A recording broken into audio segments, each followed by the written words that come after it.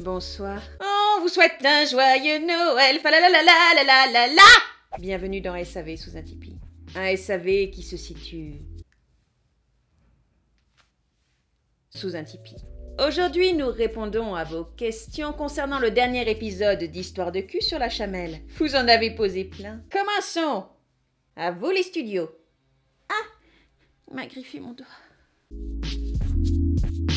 Vous savez que nous sommes en train d'établir un partenariat avec Aqualand. Alors, concernant cette question, je ne suis pas une grande experte en la matière et je le déplore. Je ne sais pas si c'est de la même région exactement, mais en ce qui concerne la littérature érotique orientale, eh bien, j'ai plus une wishlist qu'une recommandation. On m'a dit beaucoup de bien de L'Amande de Nejma et de Jardin parfumé de Nafzaoui. Ça, j'aimerais bien le lire. Si quelqu'un veut me l'offrir pour Noël...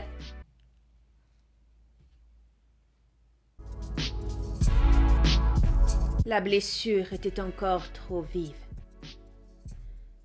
Vivre pour le meilleur!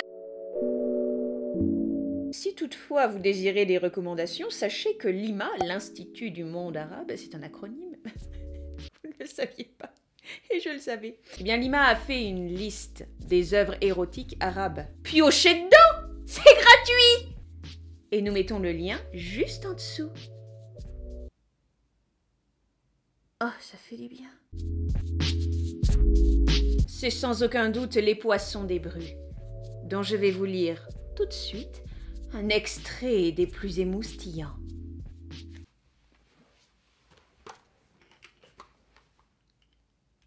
J'enfile mes lunettes car j'ai la vue basse.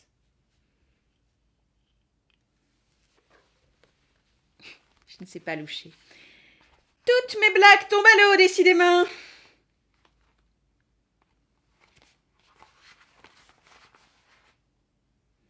Les Poissons des Brues. Poil! Je ne peux pas m'empêcher de penser aux Mille et une nuits. Il y a peut-être quelque chose de traditionnellement érotique dans la littérature orientale. Qu'est-ce qui est différent d'après toi dans le traitement du sujet du sexe dans ce livre-là par rapport à la littérature occidentale?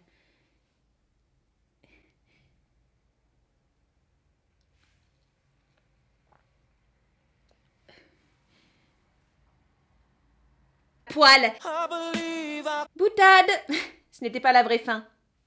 Maintenant, c'est la vraie fin. Non, je plaisante! Et combien de fois vont-ils nous faire ça, ces excentriques?